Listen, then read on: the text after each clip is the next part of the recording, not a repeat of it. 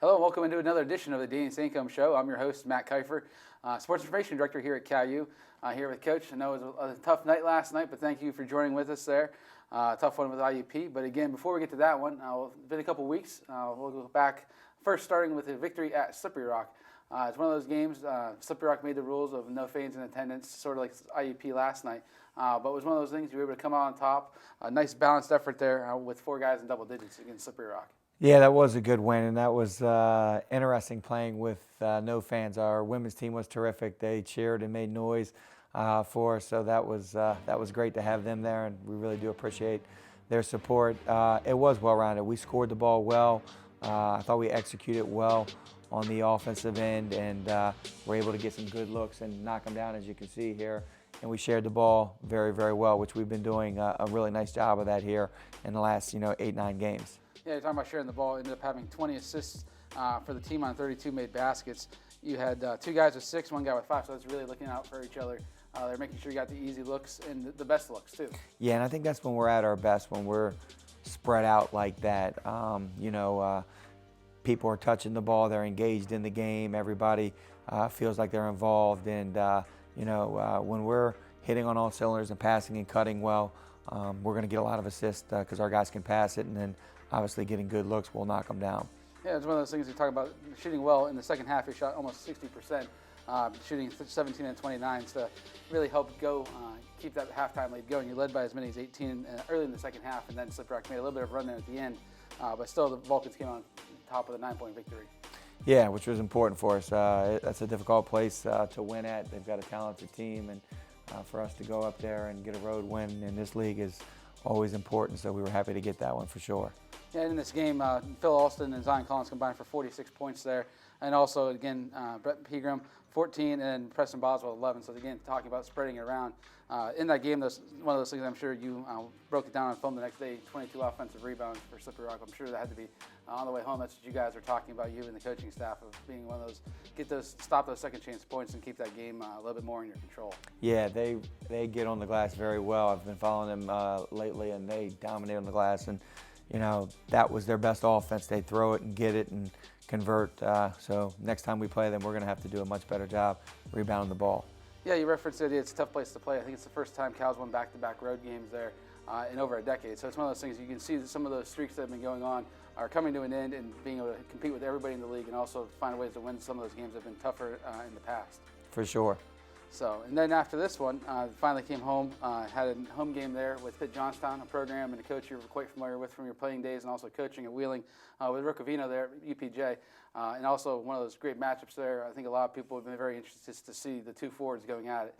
People know Phil also in this for Cal, but they have a great forward in there, like with John Paul Kromka with UPJ. We'll just talk a little bit about what his matchup was for those 2 guys going at it back and forth. Yeah, they're 2 of the better, bigger quote-unquote guys, but both of them, they're not locked in just inside. They can put the ball on the floor and score. They both run the floor very well. So, we wanted to limit his touches. I think we did a pretty good job, though he was 7 of 9, from the field, but we limited his attempts, which was important for us, for them. It was a hard-fought game. It's back and forth. We had a 10-point lead, and we're in pretty much control really until about the last 10 minutes of the game. And then, I just think that they made a few more plays than we did at that point, and it was just that was a tough loss for us. We were right there. I thought that was a game.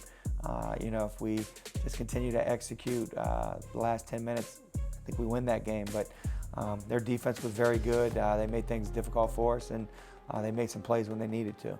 Yeah, they shot themselves back into the game in the second half, shooting almost 60%. And Ryan Smith had 4 threes, and I think 3 of them came almost in a 2 or 3 minute stretch there. Really put them back in that contest in the second half. Yeah, and 2 of them were like tip balls that were bouncing around that they were able to recover. We talk about 50-50 balls all the time, and they were able to recover them and get it to him, and he got clean looks. And when you let a good shooter get clean looks, that's what happens. They end up making 4 out of 5, and you look up at the end of the night thinking, man, if we just would have shut them down. And to me, those 50-50 balls are vital. They give you possession. When you have possession, you have an opportunity to score. When you don't, you've got to defend. Yeah, we just saw a dunk there by Phil. And again, those two teams, again, combining for 68 points in the paint. So not only between Kromka and Phil, but also other players, just the idea of being able to thrive inside the painted area there and just being a game really in close, but also stretching out for a couple of those guys hit those big threes. Yeah, and I thought our guards did a good job in that game, driving and dishing to Phil, and Phil was able to catch and get some good finishes in that game. So our guards made some nice plays to get Phil some easy baskets for sure, and he was able to convert them. Yeah, it's one of those things too. Not only the idea of two good forwards, but two good point guards with their point guard 0-0. He had 17 points, 8 rebounds, and 6 assists. He's one of those guys who just every time you look at him, he's close to that double-double, triple-double kind of line. With the idea of Kromka, it's easy to get the assist because he puts the ball right up in there. But still, he found a way to cause problems for the defense. I know Zion was on him in the first half a little bit, and then you got switched up a little bit in the second half. Yeah, he got going, but overall, we did a pretty good job. He had 17 points, but he took 20 shots. I think he was 6 of 20. So I thought we played pretty good defense on him. But, he makes everybody else on their team better. That's what a point guard does. And he found and obviously had some nice passes for some easy baskets. And, he's a challenge. He's strong. He's explosive going to the rim. And he's one of the best passers in our league for sure. And then again, going back to another team you're familiar with, is Shepherd. Again, relatively new to the PSAC, but been a long-time member of the WIAC and then the MEC before that. Going down there the other night and picking up a 64-61 victory, one of those ones coming back late in that contest against the Rams.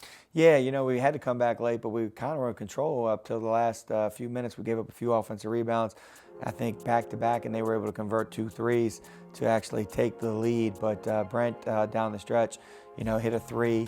On our second-to-last possession, which was big to give us a lead by 1. And then what kind of iced the game is when he got the screen and was able to make a nice pass to Phil Alston for the dunk. And obviously Keith Pallick knocked down 2 big foul shots for us in that game. So it was a struggle for us to score that game. They played zone, and we struggled shooting the ball and didn't get on the glass as well as I would have liked us to do, but we gutted it out. I was really proud of our effort and our guys just continuing to battle, which all year they've done that.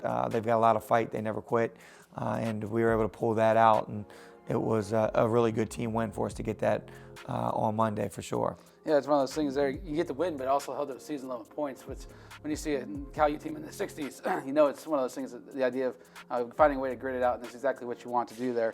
In that game, Phil also a double-double. Brent Pegram, 18 points, and Pallick and Collins both reached double-double, so double digits. So again, you're seeing the idea of the balance scoring in virtually every single game right now. Yeah, and we want to continue that. Like I said, when we have 5-6 guys that are scoring in double figures, we usually end up with 85 to 100 points, in that range. And like I said, guys just seem more engaged, a little bit better defensively when they're touching the ball on offense. So that's when we're at our best, and we're sharing the basketball. Again, our assist to baskets was very good again that game as well. Yeah, it was 15-24 then. We're coming up here on that play relatively soon about Pegram hitting that 3 right here, stepping out and hitting that one to go ahead there. So it's one of those huge plays and a nice drive here and kicking to Phil for the dunk that really helped solidify and get that victory. Yeah, it was just a great stretch for Brent, with decision making. They went under the screen, he gathered himself and knocked down the 3, and then the next play down, they went over the screen, which he was able to get a step on and drew the middle defender and was able to give a nice bounce pass to Phil, and then Phil had a great finish to put that down with the 2-hand dunk. Yeah, we're almost caught up now. We're on the one last night, the one that probably kept you up late at night last night again with IUP. Top 10 in the country, one of the powers in the Atlantic region in the PSAC. Another tough place to play like Slippery Rock, but also choosing that route of no fans. They're bringing them back come Monday, but again, no fans in that arena for last night's contest with IUP. Yeah, it was different. Their arena is much bigger than Slippery Rock, so it was, when they said no fans, there was no fans. So that was a little bit different. They draw very well, so when you go there, you're usually going to play in front of 2,500 people, and that wasn't the case for sure yesterday. Yeah, and again against the Crimson Hawks there, similar to the first time you played them this year, got an early lead in the first half, and then it's just one of those things. IUP, a lot of those big players there finding ways to make adjustments and come back and just find a way to keep clawing back and forth as we check out the highlights there from the contest last night. Yeah, I thought overall, though, we executed on both ends of the floor very well. To shoot 50%, almost 51% against them is a very high clip. They hold teams down in the 38, 39% from the field. And then, they're very efficient offensively. We held them to 38% shooting. If you would have told me that going in, that we were going to shoot 50 and they were going to shoot 38%, I would think we'd be coming out with the win. But our turnovers hurt us for sure, and offensive rebound hurt us as well. They were able to convert off of that. So it was a frustrating loss. Our effort was great. I thought our defensive execution was really good. I think we need to stop fouling a little bit more on the defensive end and make teams score baskets. They got 25 points off the foul line, and we had some fouls where we're fouling 40 feet away from the basket, and you can't put good players at the foul line for easy opportunities. In that game, again, Phil Alston went for 30 points and 13 rebounds. Hit 3 threes in the game. Again, putting that out there on film that he will take the three, but he can also make it when the time is right and when he has that open look. Yeah, Phil is a great player, but Phil is continuing to develop. Phil works hard to improve. He's down in the gym. He's shooting. We spend a lot of time on shooting. He'll continue to get better on that. He took 5 threes yesterday, and all 5 shots were makeable shots for him. And, he got it going there, for us, and we needed it. We need him to make plays for us, and I thought Brent was, very aggressive the entire game, being able to get into the lane and create some opportunities. I think Brent had 10 assists in the game, which was really good. We had 18 assists in the game.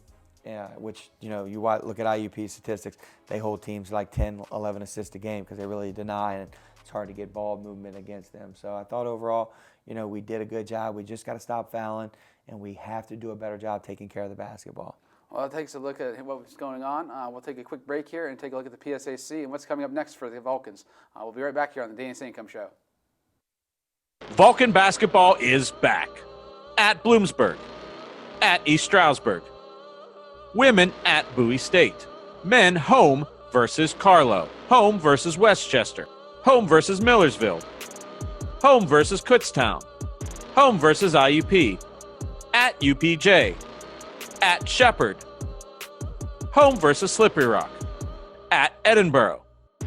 At Clarion. At Mercyhurst. Home versus Gannon. Home versus Seton Hill. At Slippery Rock. Home versus Pitt Johnstown. Women at Salem. At IUP. Home versus Edinburgh. At Seton Hill. Home versus Clarion. Home versus Mercyhurst. At Gannon.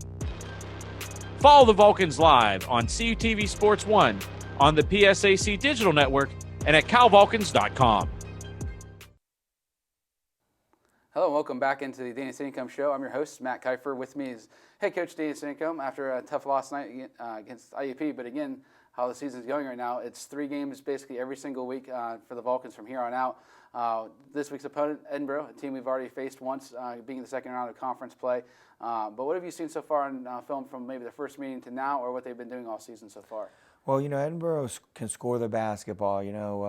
They have one of the top scorers in our conference who, is a difficult matchup. He scores with his back to the basket. He's only about 6'2", but he's strong. He can post up. He can take the three. His mid-range game is very good, so we, have to be ready to defend that. Their point guard, is very good at making plays for his teammates, good passer, and when he gets it going, he can score the basketball as well. So we're going to have to make those 2 guys work for everything.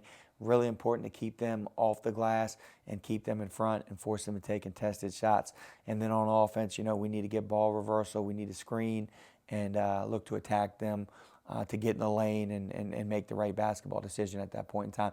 We're going to have to move the ball a little bit more Saturday than we did last night, just because their defense is a little bit different. So we got to get them moving a little bit more than we did the first time we played them. And again, being the second round of divisional play here, take a look at the PSAC standings. Obviously, last night's opponent, IUP, one of those top teams up there as well. right now with the UPJ, which is the opponent come Monday. It's one of those things that you can really help yourself here in by playing a second round of divisional play. If you split the series with the team you lost to the first time, you really at least take away that tiebreaker, and also you have a chance to sweep opponents. It's just the idea of the ability to do those kind of things in the second round. Yeah, absolutely. It gets a little bit more difficult. Obviously, teams have a little bit better feel, when you play a team one time. So, execution really, comes down, to it. And we know, we're going to have to execute well if we want to win these games coming up. And we want to continue to move up the ladder. We have opportunity, to do that. I think when you get into mid-February, we're still in early February, but, kind of moving into that, we still have a lot to play for, obviously in the conference and in the region. So we got to continue to find a way to win basketball games. That's, what it boils down to at this time. And, you do that by executing and playing hard, and that gives you a chance to win, especially when you're playing teams for the second time. Yeah, it's one of those things you can really help yourself right now with the UPJ coming up and Mercyhurst conference-wise and regionally. Both teams that have over double-digit wins, about 15 wins each. We were talking on the way over, the idea of the losses this year. They've been against really high-quality opponents, and that, again, in a key victory over Millersville, which is really rolling right now in the PSAC East. Yeah, we have, we beat Charleston non-conference as well and Shippensburg as well.